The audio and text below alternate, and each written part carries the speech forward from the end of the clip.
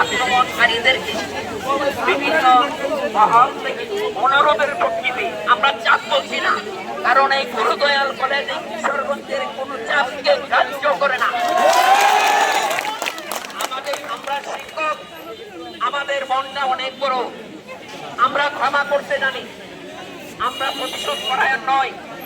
কিন্তু কেউ যদি আমাদের উপর অন্যায় ভাবে কোনো কিছু চাপিয়ে দেয় আর আমরা যদি সেটা না চাই, তাহলে এমন কোন শক্তি যে আমাদের সেখান থেকে দমিয়ে রাখতে পারবে। মুশারফ স্যারের মনটা অনেক বড়, এই কারণে মুশারফ স্যার বলেছেন যে তিনি ক্ষমা করে দিবেন, কিন্তু ক্ষমা করে দিলেও এই ঘটনার যেন পুনরায় না ঘটে, পুনরাবৃত্তি না হয়, এর জন্য সক্রিয় শিক্ষার্থীবৃন্দ আমাদেরকে সতর্ক থাকতে হবে, আমরা সতর্ক আছি, আমরা তোমাদের পাশে আছি।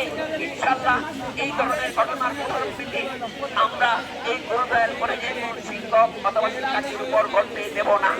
কাজেই আমি শিক্ষক পরিষদের পক্ষ থেকে ব্যর্থহীনভাবে এটা ঘোষণা করছি যে আমরা মুশারফ স্যারের পাশে, আমরা তোমাদের উপরে। এখন তোমরা যে অবস্থান কর্মসূচি করবে, আমরা প্রত্যাশা করি সেটা যেন অবশ্যই শান্তিপূর্ণ হয়, কোনো বিস্মৃতকারী যেন কোনো অপ্রীতিকর ঘটনা না ঘটে, এটাই আমাদের শিক্ষার্থীর ঘর চাপাতে না পারে, এই ব্যাপারে সতর্ক থাকবে।